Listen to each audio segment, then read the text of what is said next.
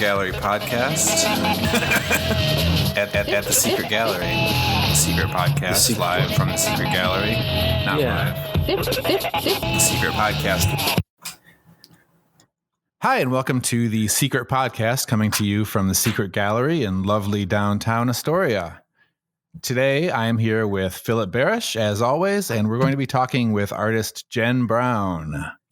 But first, I want to say that the Secret Podcast is sponsored by Sweet Relief Cannabis, located on Commercial Street in Astoria. You can go to their website at sweetrelief420.com, sign up for their newsletter, get specials, and all of that. Today, we have a very special thing that we're going to be doing for the first time ever. We're going to be presenting an award. And so before we get into this podcast, I want to get right into this award presentation. And now, on this edition of the Secret Podcast, presenting the first Secret Gallery Award. The first Secret Gallery Award for best use of product placement that furthers our understanding of art. The grand prize. The prize is a 1-inch Monarch Winsor & Newton glazing brush. A tiny little brush for all your glazing needs. Winsor & Newton. If it's not Winsor & Newton, it's just a brush. And the winner is... And the winner of this prestigious Secret Gallery Award. The winner is... It's Jen Brown. Jen Brown! Jen Brown, Jen, you won.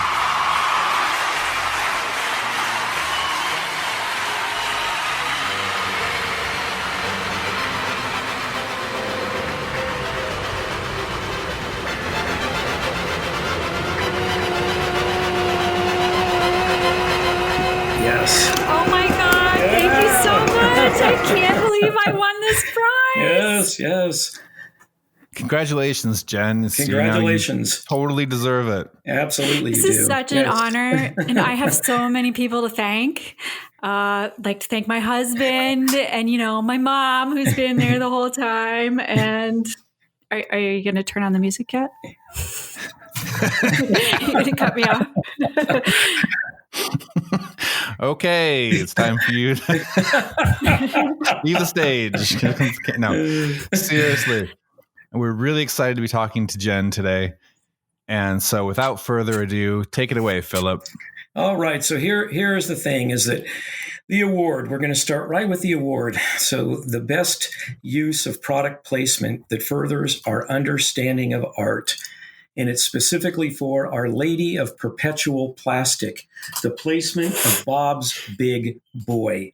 So what I want to do here, Jen, is we're going to talk a lot about this painting right now. Okay. I've been down to the gallery many, many times to see this painting, and then also Kawaii Barbie too. But because this painting merits this award. So here's where we're going with it. So Bob's Big Boy was founded in Glendale, California. Glendale, California was founded by the Spaniards, the Mission San Gabriel Archangel.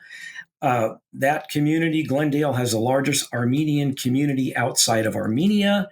The Armenian Apostolic Church is the oldest national church in the world. So here's where I'm going with all of this stuff, is that you placed that image, which is a specific American consumer image, underneath another image which is identified with the Lady of Guadalupe, except for now that it's a Barbie in this incarnation. And I see very clearly here the intersection of commercial iconography and religious iconography. So I want you to speak to that right now.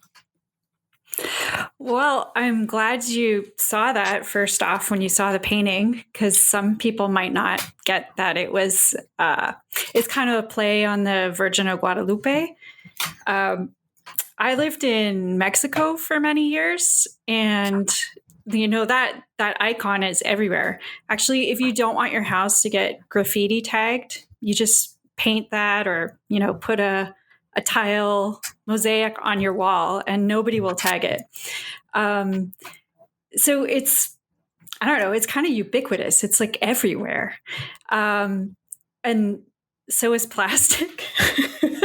So I just kind of put the two together. It was like, instead of like a church named Our Lady of Perpetual Sorrow, I called it Our Lady of Perpetual Plastic. And then I just filled the whole image full of like plastic flowers. And instead of an angel that normally holds up the Virgin of Guadalupe, there's, Big Boy holding him up instead.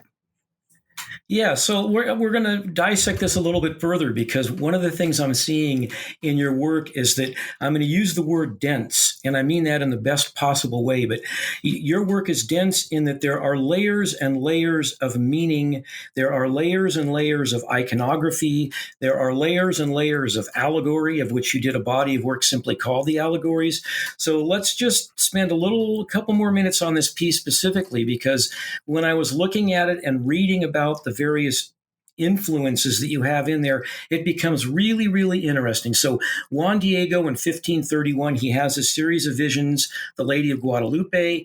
To this day, there's still an enormous amount of controversy surrounding whether that was an actual historical event or whether it was the Catholic Church usurping traditions of the indigenous people in order to spread their own version of religion.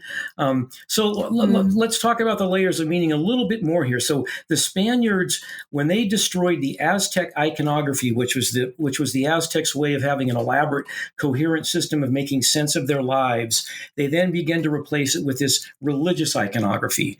What you have done in this painting is you've taken the idea of religious iconography and you are using that as a means of exploring the whole kind of consumer mentality, the consumer culture that we inhabit. One of the critical things about the whole legend of the Lady of Guadalupe was the idea of the flowers and the idea of the image that became permanently embedded on that piece of material. So in your painting, everything is plastic, but the plastic is making reference to the actual legend, to the actual iconography of the event. So I really need to point that out, first of all. And the second thing that is kind of lurking under there that I have a great appreciation for is that the new god is money, that the new god is commerce.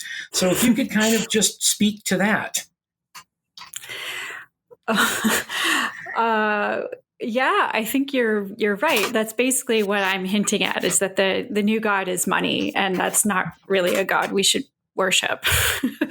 I'm an atheist as well, so I can look at the iconography and not be emotionally attached to these things. And I don't know. I hope I don't offend anybody with my reference to the Lady of Guadalupe, because I know she's enormously popular, but I don't know. I felt like this was a connection that needed to be made.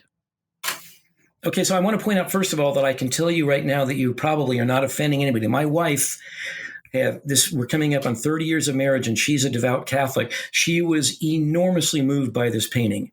I mean, enormously. Oh, great. I have been back many times to see it, but when we came out of the gallery, we spent the next 30, 45 minutes talking specifically about this piece. So if you think that you have anything offensive in there, you don't. I would go so far as to say what you've done is you have reinvented a very profoundly deep religious iconography with really contemporary meaning. I mean, that's what I can say. There's a couple of things I want to point out here in terms of quotes that I pulled up that come directly from the Lady of Guadalupe. One of them is when Juan Diego first saw her, she said, "I am the mother of the true deity." And then when he had his fourth visitation with her, she said, "Am I not her? I who am your mother?" And so there's all of this. There's a maternal thing in there, which makes it even more interesting, because the Catholic Church is such a very strong patriarchy. So using the idea of the maternal ideas that I've seen in your work, I want to have you talk a little bit about your idea of maternal concepts in art and maybe how it relates to your work, because the next painting I want to go into is a Kawaii Barbie. So do you want to speak to that? Well, it's kind of funny because when you think of Barbie, you don't think of a maternal figure, right? So I transformed her into one. I guess what I meant earlier is like, I hope I don't offend anybody, because that's not really my aim, is that when I mentioned this painting to a Mexican friend of mine, and I was having him check my Spanish, right, my accents and everything to make sure I did it just perfectly. And he was like, you better watch out. People take her very seriously, and it could, you could offend people down the line. And I was like, oh, okay, well, I'm going to do it anyway. Because I think it's a point that needs to be made. We're just pumping out too much plastic in this world. And I don't know if I answered your question the way you were looking for it, but I'm not quite sure what I'm looking for is just you have an enormous amount of information in your paintings, and there's, like I say, there's layers and layers of information. I spent a lot of time. So when I went to the Secret Gallery, which I've been down there multiple times to spend time with these two paintings, every time I spent time with them, there was something else that I could extract. And so as I was preparing to talk to you, I started looking at information about you to give me more or less a reflection on how you were arriving at these really interesting images. So on the whole Barbie thing, so I was reading about Barbie, Yeah. and Barbie is based on a German doll called Bild Lilly, which was based on a comic strip. And the comic strip Right. was a working girl who used men basically to get whatever she wanted, right? So right. Ruth Handler, whose husband was Elliot Handler, he was the co-founder of Mattel. And Yep. Ruth is the one that told her husband, we need to do this doll. There's a great potential in it. So they did the doll. There's been over 1 billion Barbies sold. And now when I'm looking at this image, all of the original Barbies were made in Japan. And so now you have an image of a Japanese manufactured doll that is a sea change for how we understand dolls, that is imprinted with kind of Japanese images that I read about you, that you'd spent time in Japan, and apparently you went into photo booths, and there's a thing called Puricura, where you digitally write on the photos. So now I have layers of understanding of you having been there, what you did, transferring that information onto what is clearly some kind of a commentary about consumer culture through Barbie. And where I'm going with all this is, I talk about that. Well, I think you explained a lot right there. Yes, I used to live in Japan as well, and we would go to these photo booths, and you could digitally write on the photos and say whatever you wanted to, and they would have like clip art that you could put onto it. And so I was looking through all my stuff trying to find these old photos that I had of these little tiny photos with my friends in these photo booths and what we had written on all of them. I couldn't find them, so I just kind of went from memory as to what we would have done, like sparkly stars and little Japanese sayings and such. And then I wrote across it in Japanese, kawaii, which means cute, which is something that the word that just gets thrown around so much in Japan. It's really important for women, especially young women, to be cute. And I always hated that because I think we're worth a whole lot more than just our cute looks. But so I don't know. That was, I didn't really know where I was going to go with that painting when I started it. I just thought, how weird would it be if we had some, beat up Barbie on a dank mattress and then we sparkled it up in a Japanese photo booth. Yeah, well, and it's not just here's the thing, is that in looking at that painting, is that Barbie has been very controversial in terms of really kind of skewing the idea of how women view their own bodies, or I should say more accurately, little girls or adolescents or pre-adolescents. And so your choice of that particular image as a woman, and then coupled with the fact that Barbie was a commercial juggernaut for the country of Japan. There's a lot of just stuff in there. So I don't know if you're thinking about how little girls or adolescent girls may have viewed themselves that were playing with Barbies. I don't know if that was part of your intent or not. Very is that much built so. in there? Yeah. It is. Okay. So that would explain Yeah, why she's it's- nude on the mattress. And, it's kind of a criticism. She's in this weird, uncomfortable position, and it just seems a little bit off.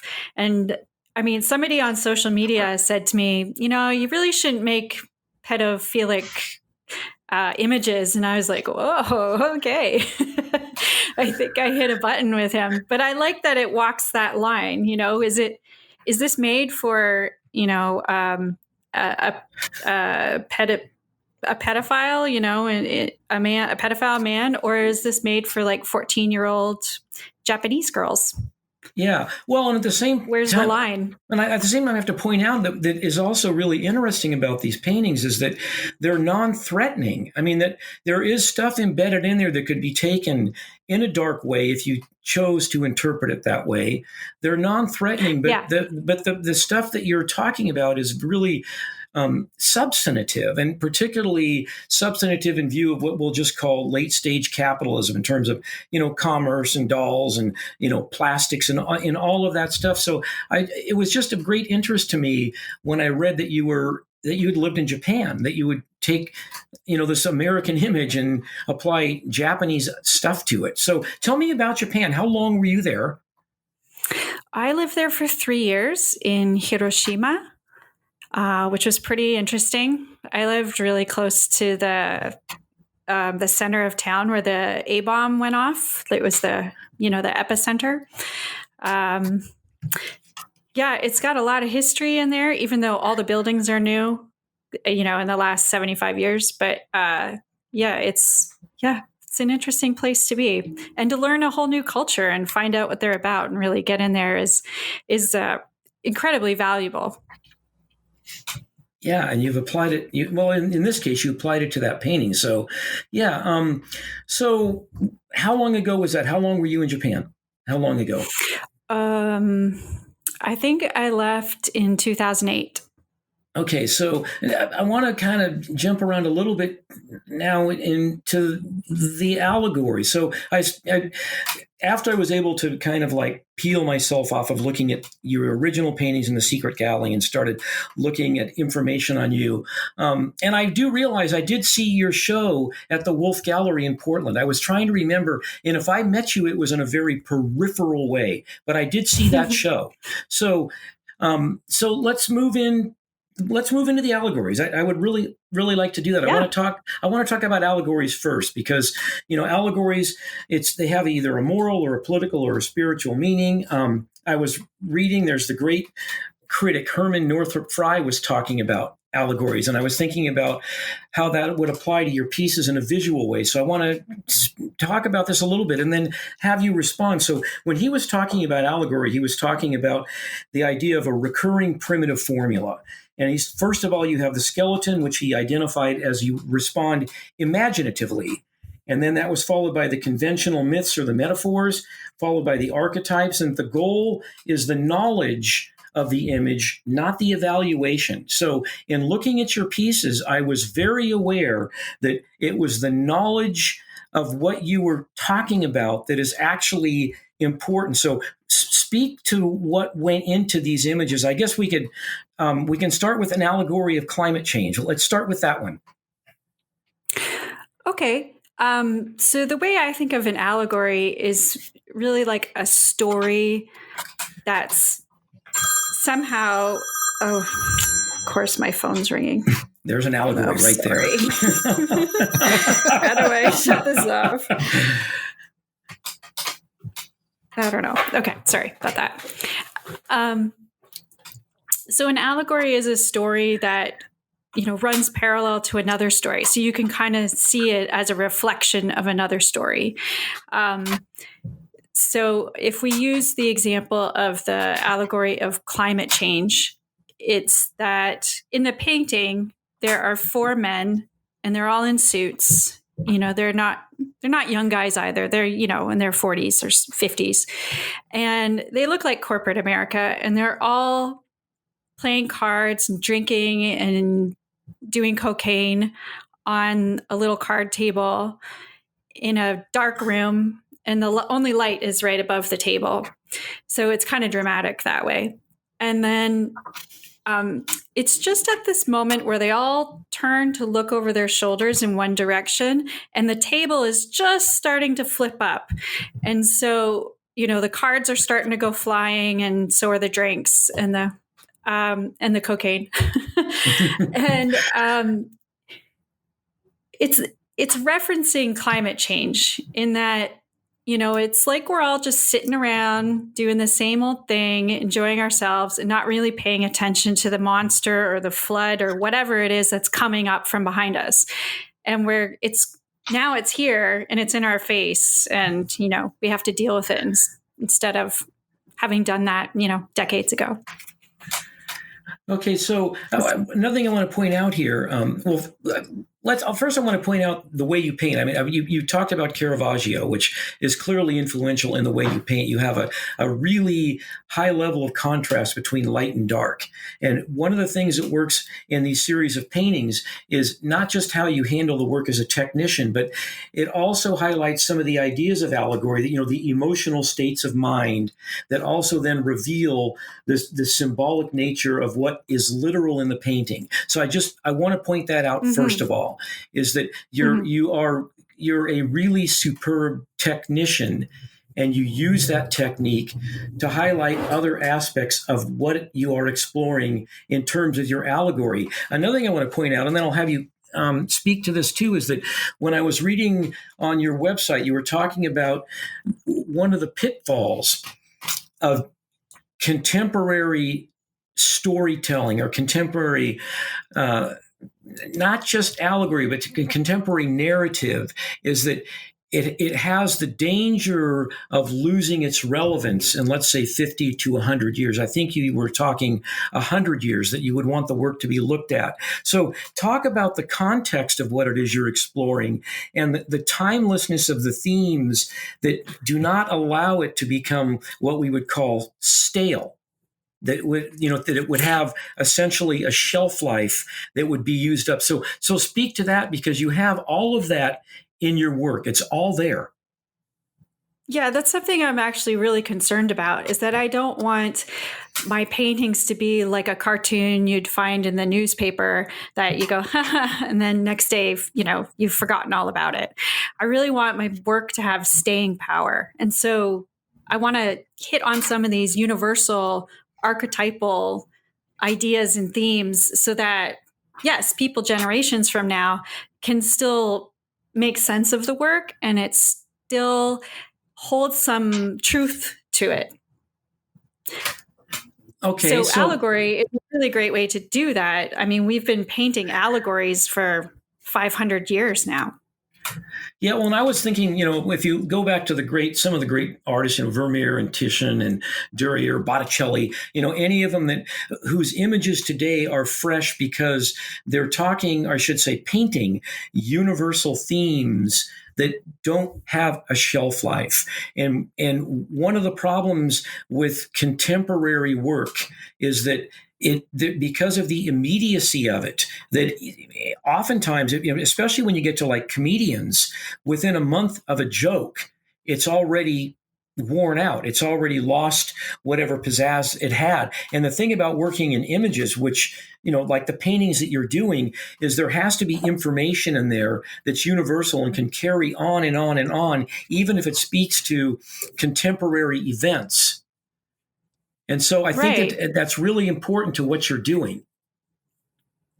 Yeah. So, for example, I painted another painting called The Allegory of Painting, which, again, is a painting that artists have been making for 500 years. And there was an iconographer, an Italian iconographer in the 15th century or the 16th century. And he basically wrote a prescription as to what this painting should look like. And he said it has to be a woman. She has to have wild hair and be in a colorful dress. She's got to be, in the act of painting, like it's a bit of a frenzy. She has to wear a mask pendant on around a chain on her neck, and she must be gagged because painting is silent poetry. And so I thought that was really great. So I decided to do a self-portrait of me painting my self-portrait, but with all like following that prescription, including the gag.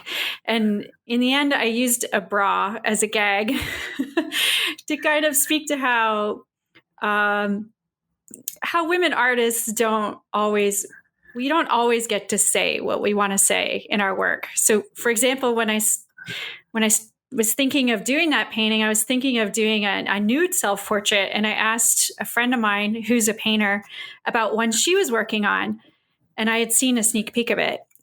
And she said, "Oh, don't do your own. Really, don't. I had all these creepy guys on my social media saying stuff now. I'm changing my nude self-portrait. It's going to be something else." And I thought, like, how sad is that we still can't say what we want to say? Yeah, well, and it's interesting too because women are still objects. I mean, I was thinking when I was in art school, and it was the Jensen Book of the History of Art. So it's the history of Western art, I think is what it was. And there was like two women. I mean, for like 1,000 years of Western art, there were like two women in there. And so when I was looking at your painting, the allegory of painting, there's a lot of very clever stuff. And once again, I'm going to use the word dense, and I mean it in the best possible way because you have layers of meaning in there. And so some of the layers of meaning in terms of the actual imagery is that there's it's like a charcoal sketch behind you that it's really it's flat and lifeless. And your figure itself is filled with an enormous amount of energy. There's an enormous vitality to the way you painted the figure.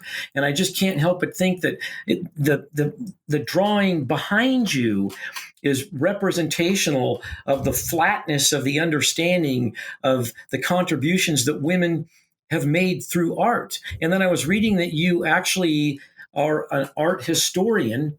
And so I can't help but believe that would have been a very conscious effort on your part to place that image behind your right shoulder in your self-portrait. So am I right on that? Yeah. I mean, in the background of that painting, there's a charcoal drawing of me naked, but I didn't finish it. I had abandoned it. And then I had moved on in the painting to paint the painting that you see me working on.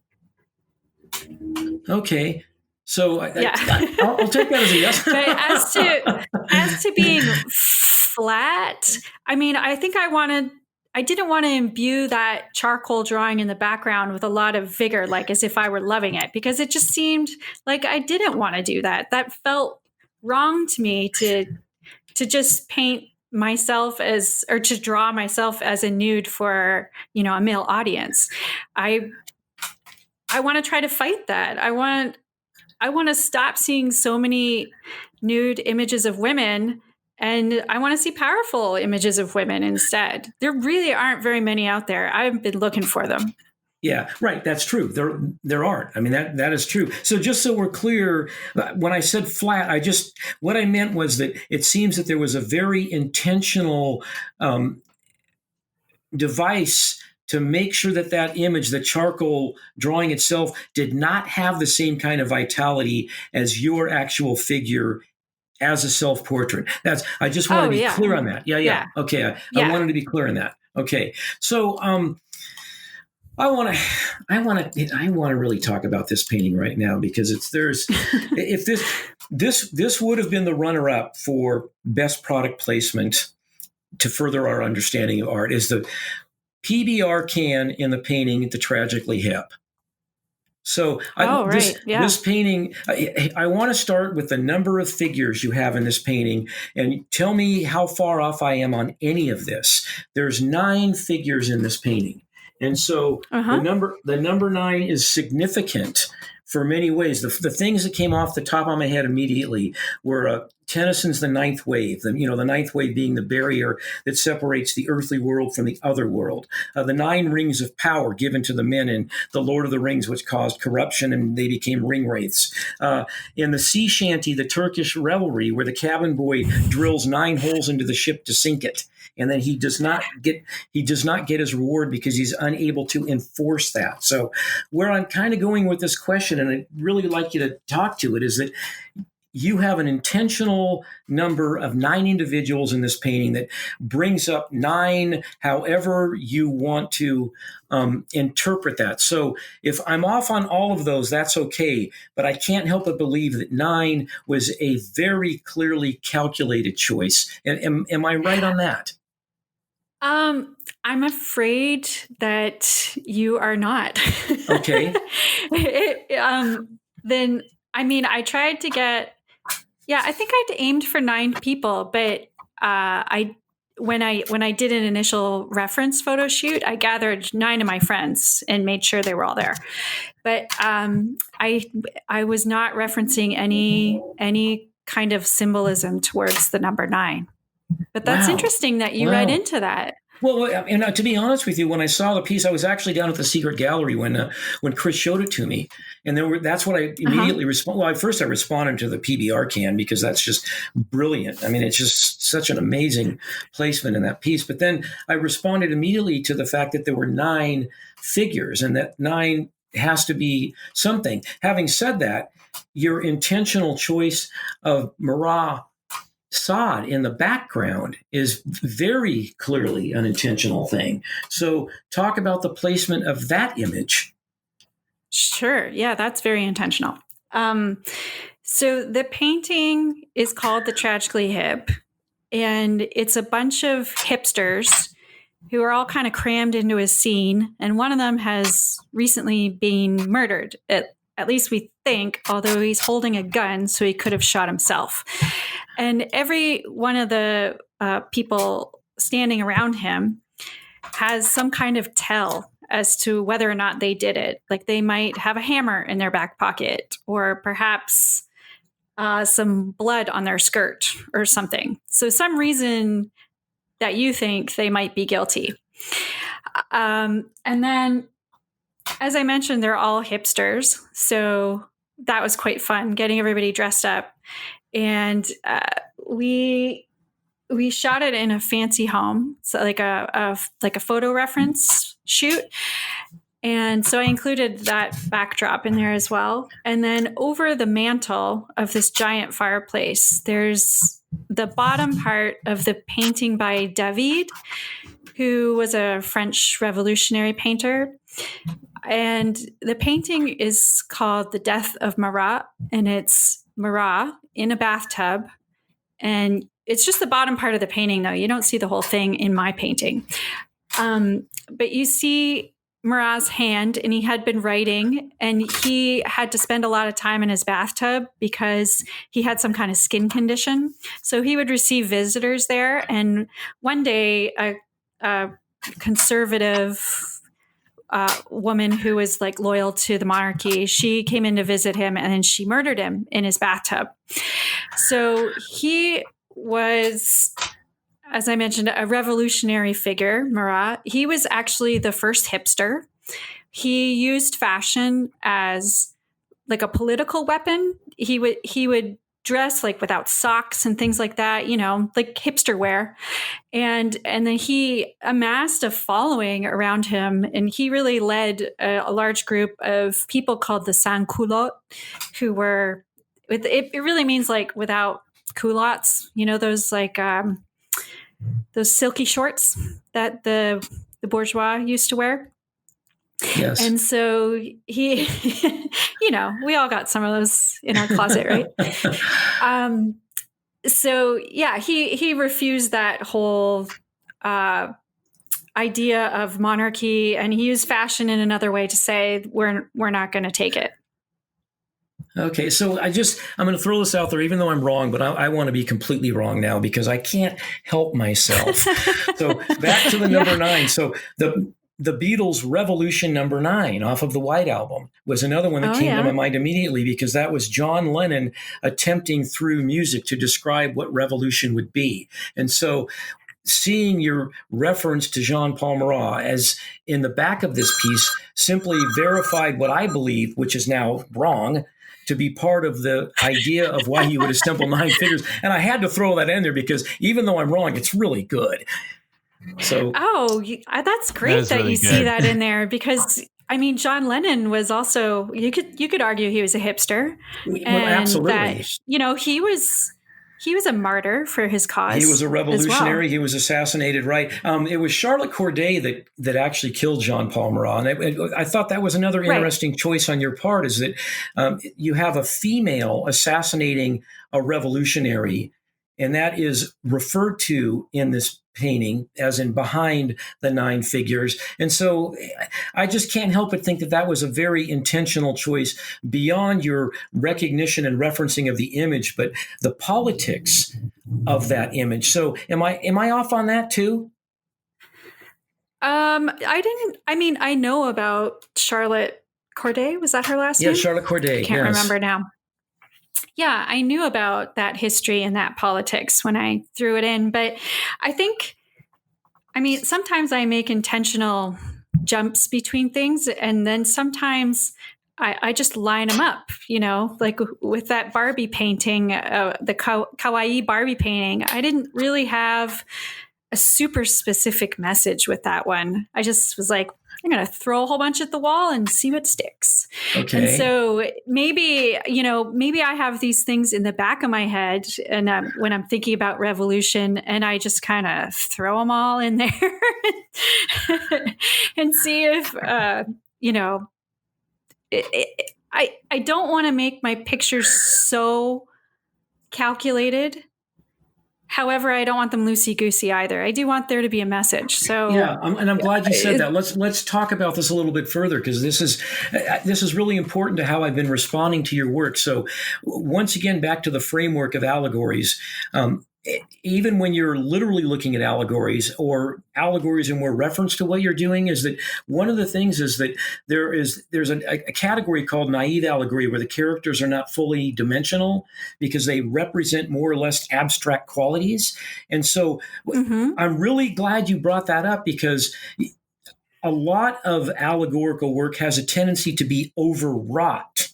I think that you are the right combination of allowing intuitive stuff to come into play, but maintaining the framework of what it is you're exploring. And so when I was looking at, let's just say, the painting, The Tragically Hip, that you do have characters that could represent abstract qualities, or they could be symbolic and literal. And so I'm glad that you're talking about that. So to talk a little bit further about how you maintain what we would call freshness, that it doesn't get weighed down in its own sense of either importance or its own sense of allegorical information. Speak a little bit more to that.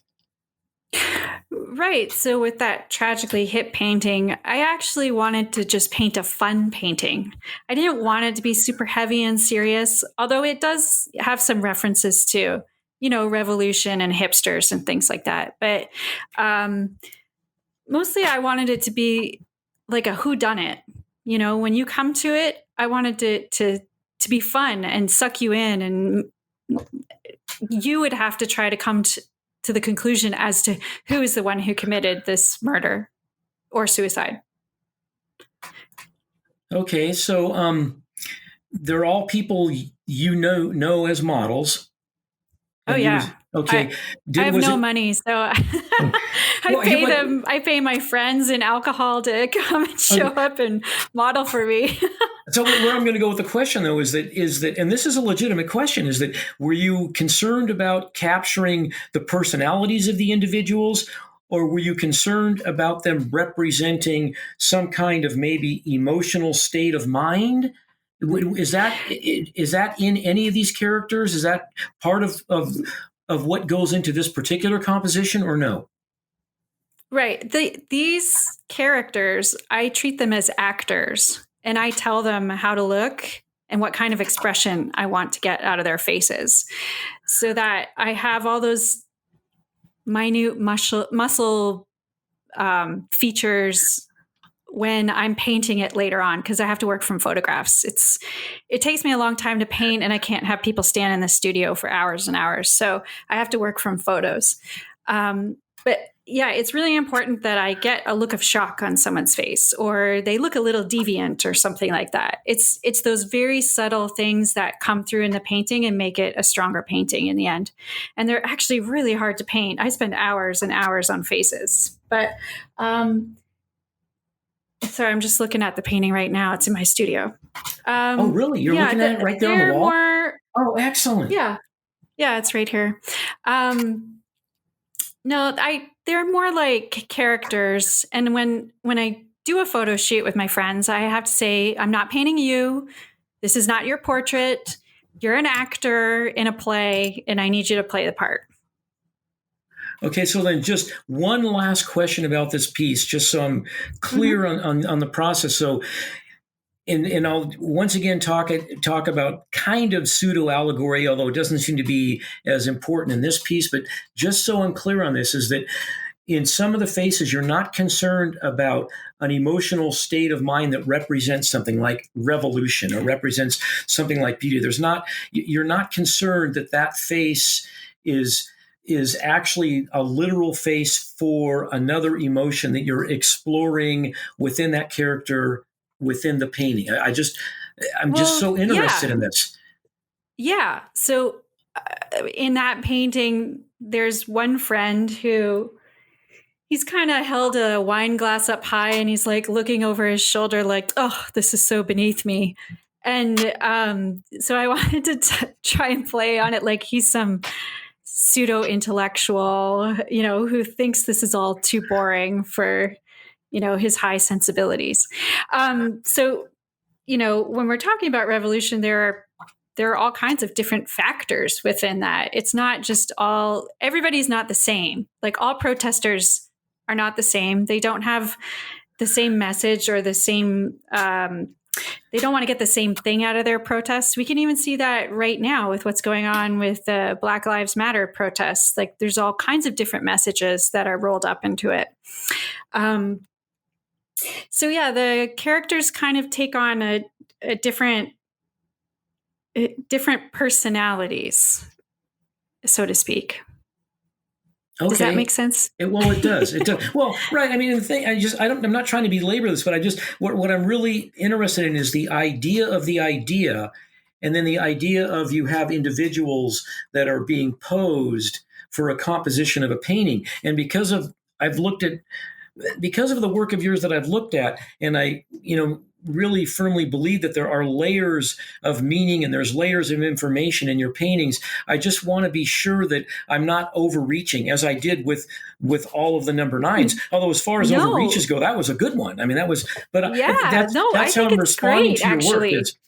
I'm responding to your work because I have automatic kind of responses that, okay, there's layers of stuff in here. How far off am I? Right. No, I think it's really wonderful that you see other things in it that perhaps weren't intentional on my part. I think that's, I'm really, really happy you say that, actually, because that's something wonderful about art, is that we can all come to a different art object and get something different out of it. That being said, I don't want it to be such a loosey-goosey painting that it doesn't mean anything either.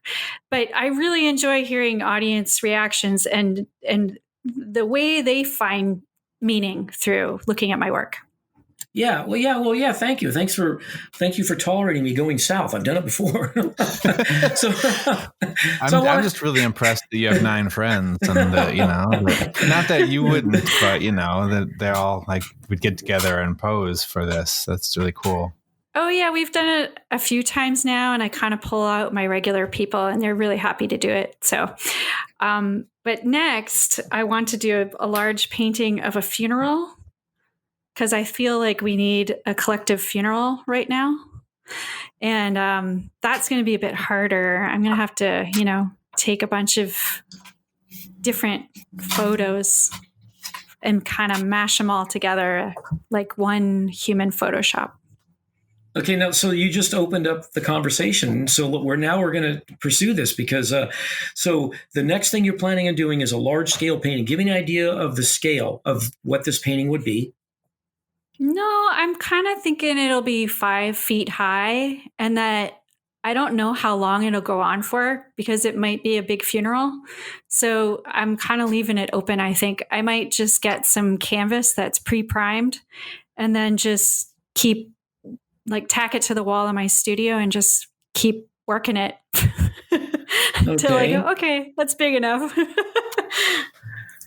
So funeral is wide open. I mean, are you thinking about the context of funeral as in like the death of economic systems? Is it COVID related? Are you thinking of like a literal funeral for someone that may have died? I mean, it may not even be COVID related. It might just be social and economic systems that are in decline that I think we all can agree on. Is that, I mean, what is your thinking about this?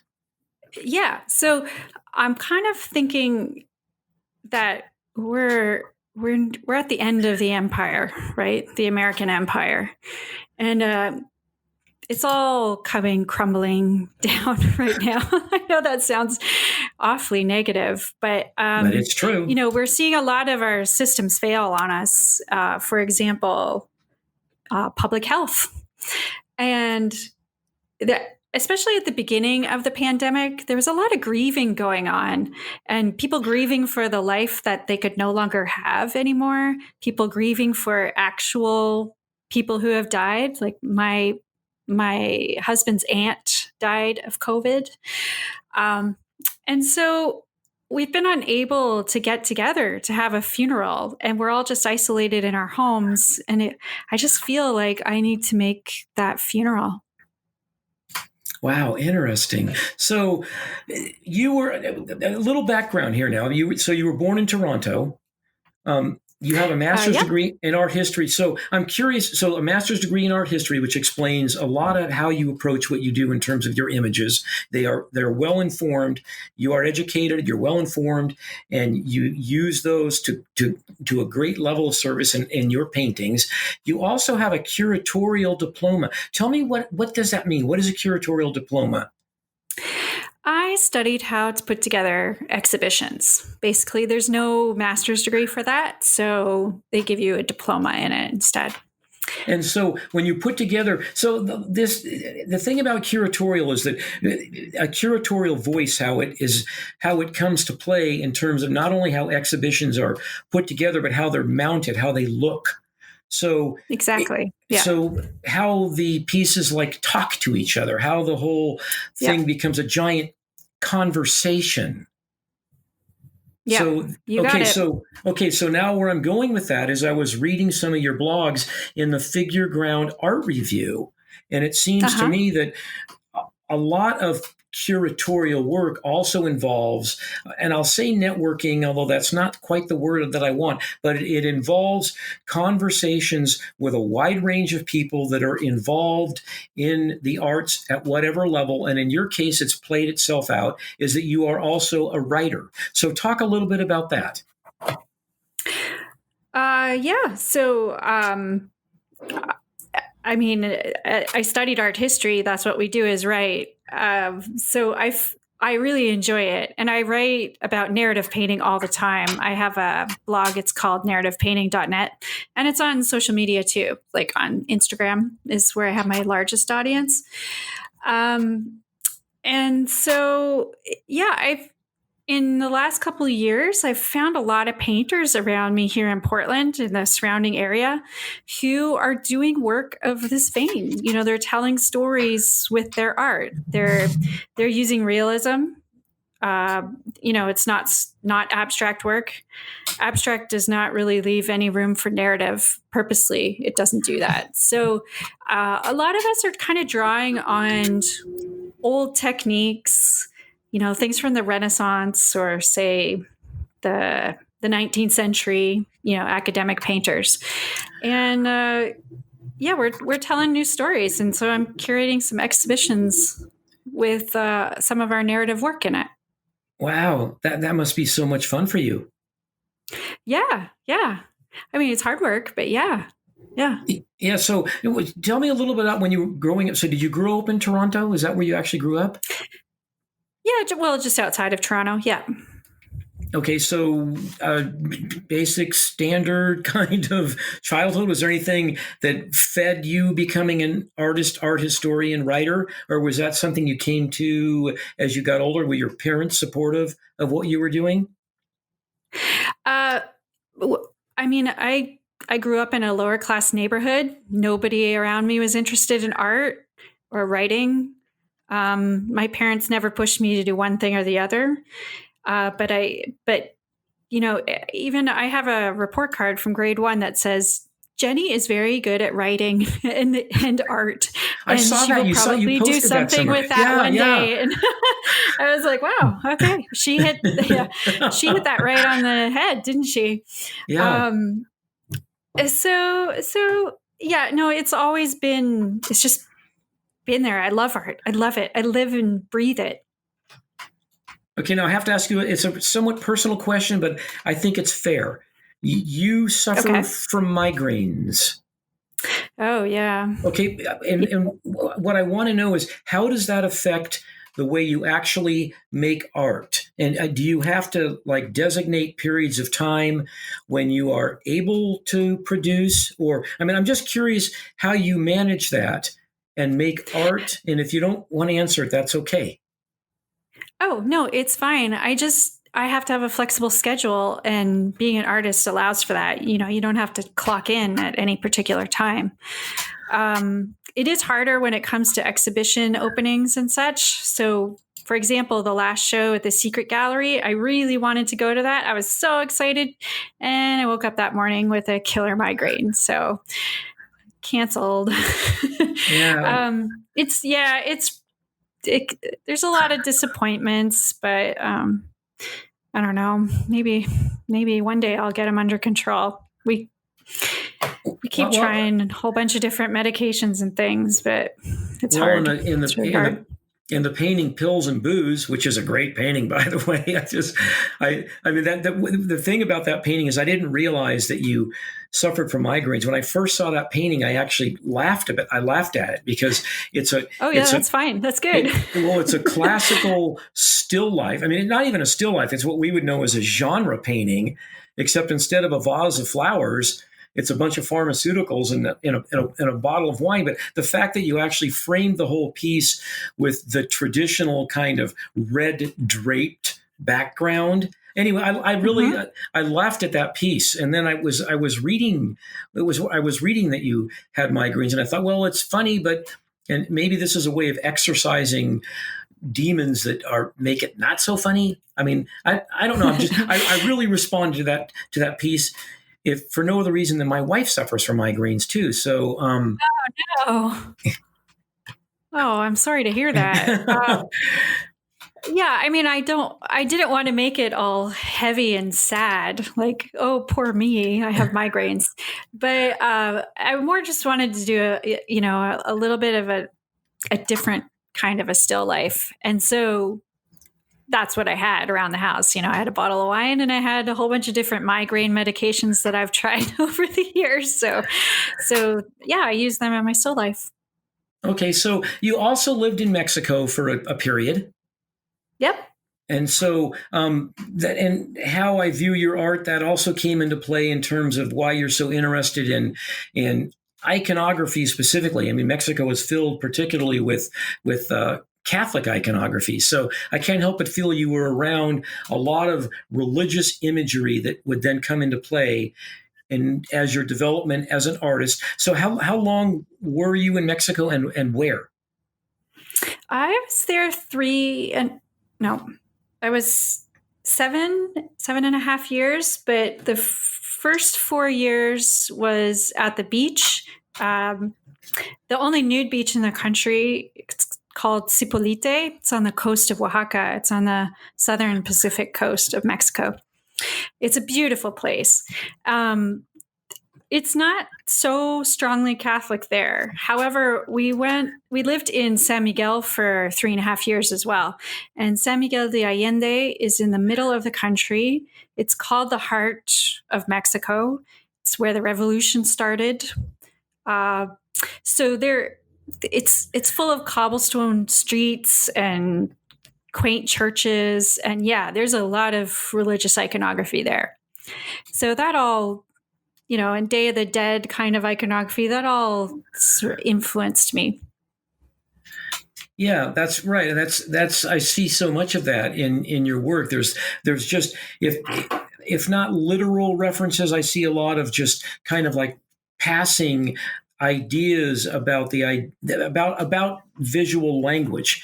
And so again, when I was reading that you were in Japan and Mexico in particular, I just felt so strongly that is really important to what you do, that you were able to absorb, turn it into part of who you are, and then produce work that has at least references in there.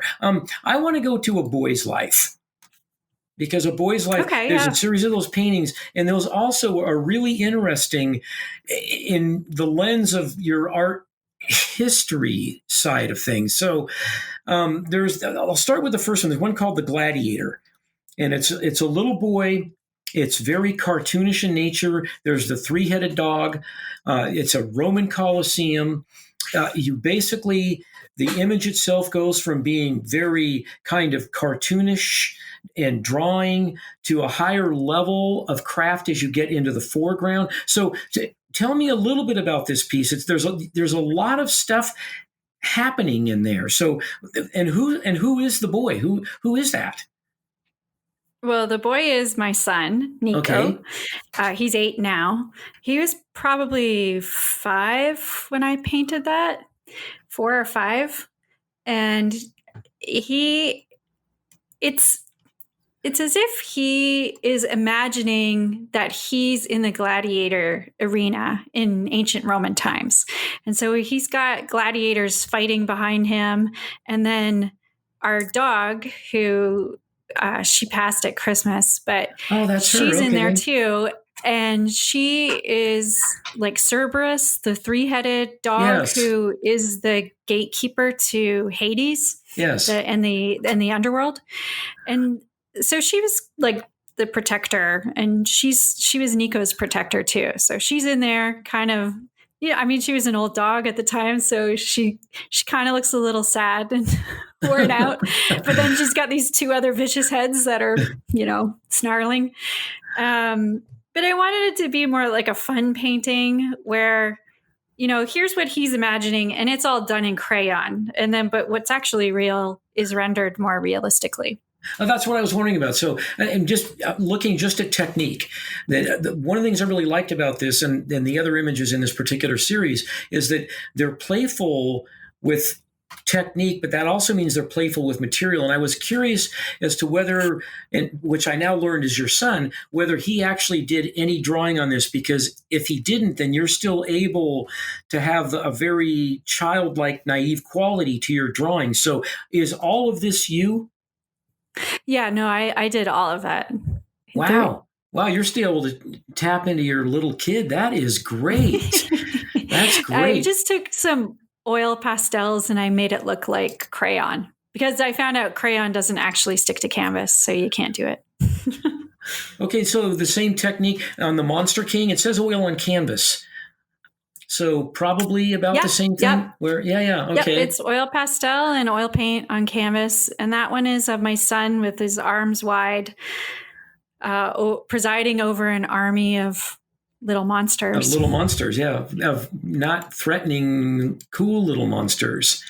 And then the last one, which is very much a straightforward portrait, whistling, which is that is a very lovely portrait.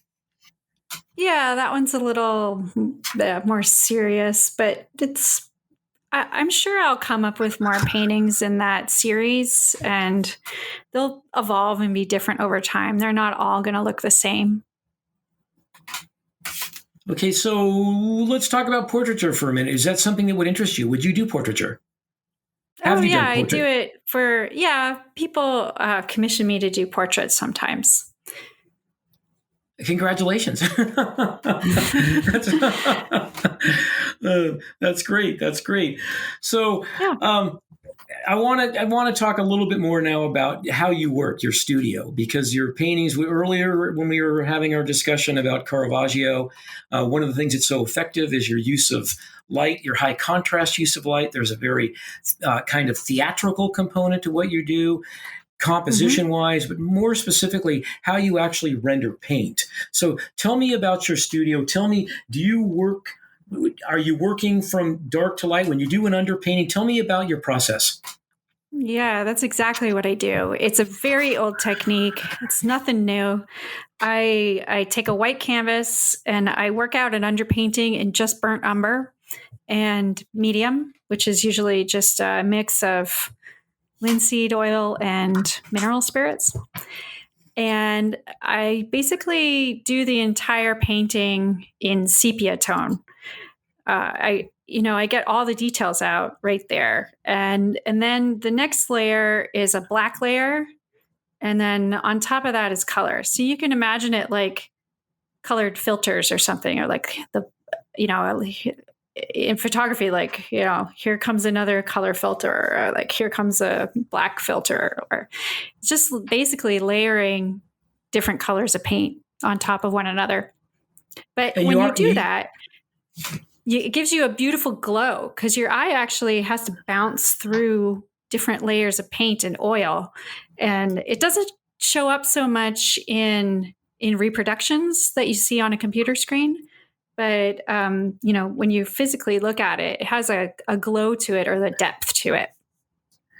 Yeah, I just want to tell you, the first time I saw a Rembrandt was in San Francisco, and it was a huge hall, and there was all these other giant paintings. They were 10 by 12 feet. They're really massive paintings. At the very end of that hall was a little Rembrandt portrait. It was tiny, but it glowed so much that everything in that hall didn't matter. And all I could see was this glowing face. Your paintings remind me a lot of that. The Allegory of Depression, which I think is a little bit oddly titled. Before I ask you about how oddly titled that is, that painting is really beautifully rendered. It has that same sense that I felt with that Rembrandt portrait that was glowing, 100 feet down that large hall. So I'm curious about the title. I find it a little odd, because it doesn't, I don't know. Tell me about the title of that piece. It's a funny one. I don't even know how to feel about it myself. Like, I'm not sure I can say it's a good painting or a bad painting. But it's an image of me in a bed, and a model friend of mine came over, and he doesn't have a shirt on, but he's like kind of gently pulling me out of this bed. And I'm referencing depression, but kind of in the way, I should mention that it looks kind of seductive, this painting as well. Like he's seducing me.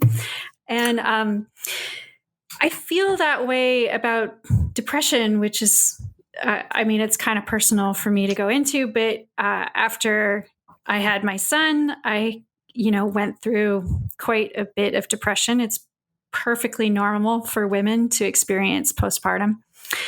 And it's almost like when a spell of it comes back, it feels like this, like your ex-boyfriend coming back into the picture. There's something familiar about it and something seductive about it.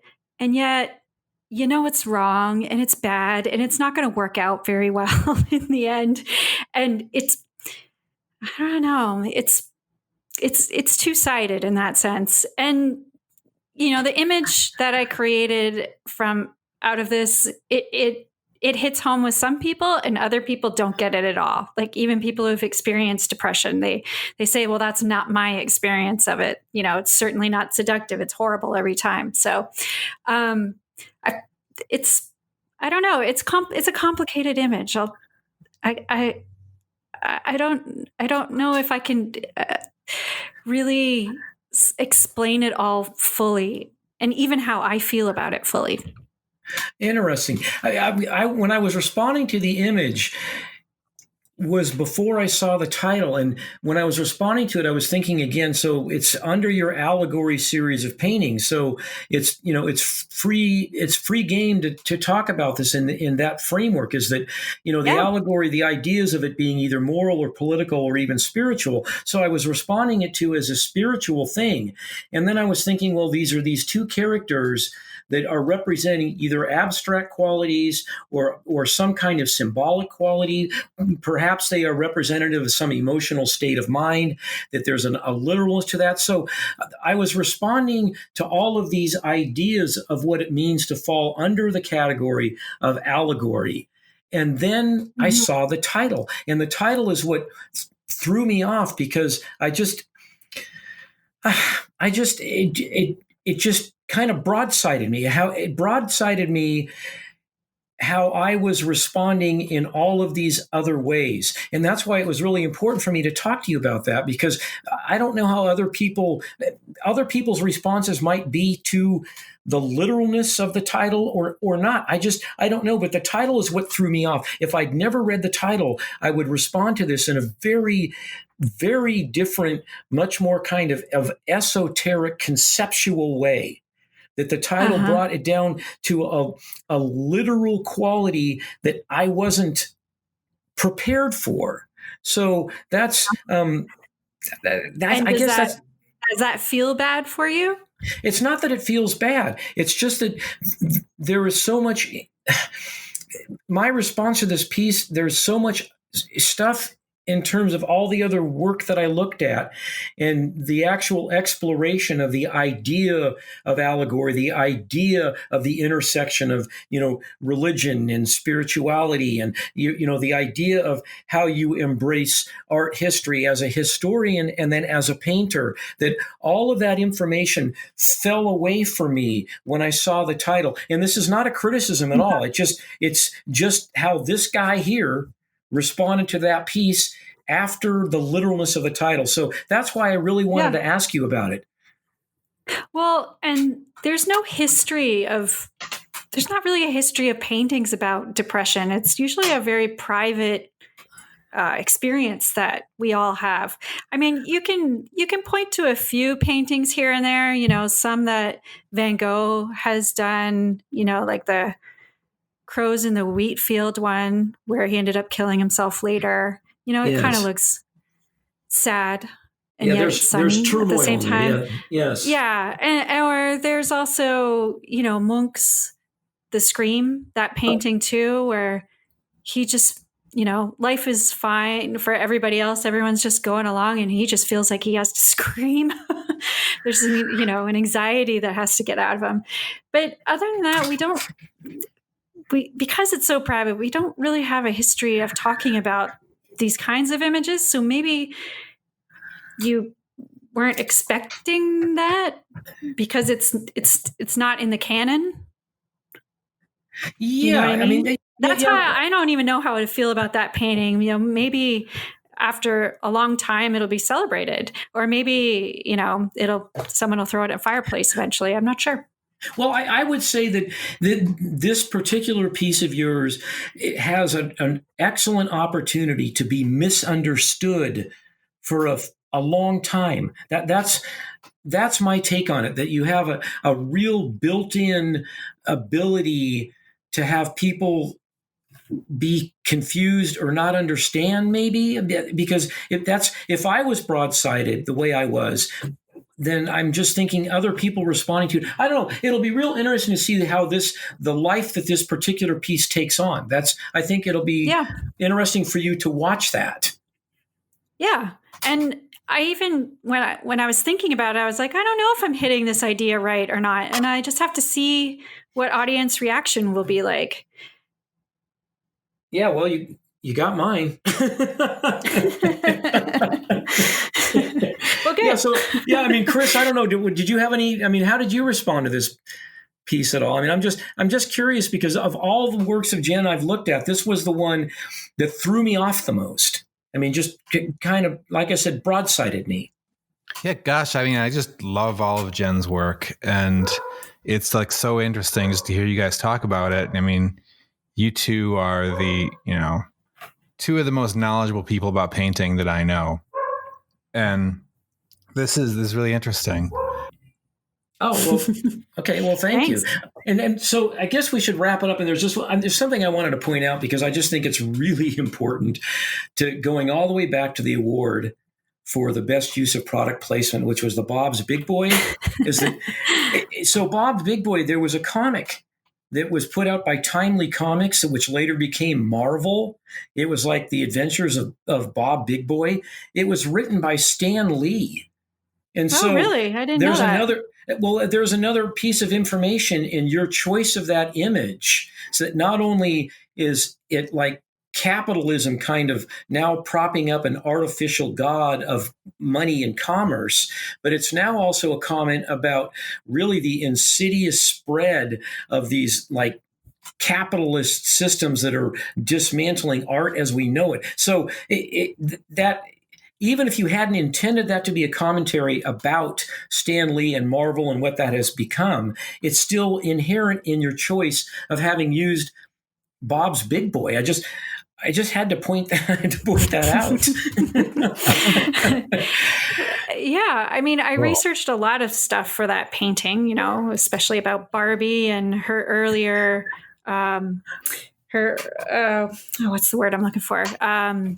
Her early developments about how she was that German doll originally, and Build Lily. What's it build? I mean, that's funny in itself. Build Lily. But I didn't actually know. I knew a little bit about Big Boy and the restaurants, and he kind of looks like the angel from the Virgin of Guadalupe. So I thought, he'll make a really great substitute. So, but yeah, I didn't know anything about Stan Lee there.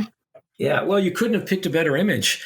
And like I said before, is that he's, you have an image replacing a religious icon, now propping up that religious icon, which is now a statement about the dismantling of religion as it becomes an economic structure. I mean, all of that is built into the Lady of the Perpetual Plastic. It's like, and I have looked at that painting so many times, Jen. I absolutely, and I just also want to point out, you're a really good painter. I mean, one of the disadvantages of looking at things online is you don't see the strokes. So when I kept going down to the secret gallery, it's so I could actually see where your brush hit the canvas. I can see how you moved it, how you manipulated paint, how you drew. And so I think all of that is important. I know it's important for people to look at stuff online. I get that.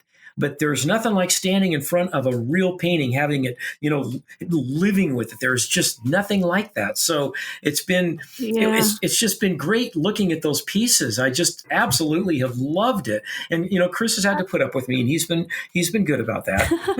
It's my pleasure.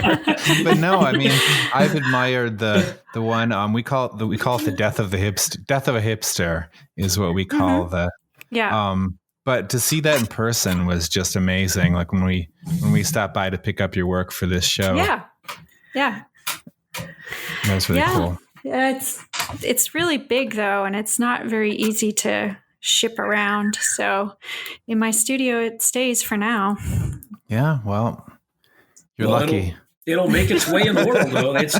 These things make their way out in the world. It does happen. Yes. Yeah.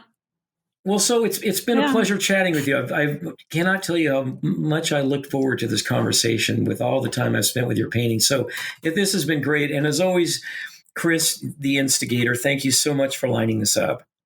Yeah, my pleasure. Thank both of you. I really had a great time. Thanks for the chat. Yeah, thank you. Thanks, Jen.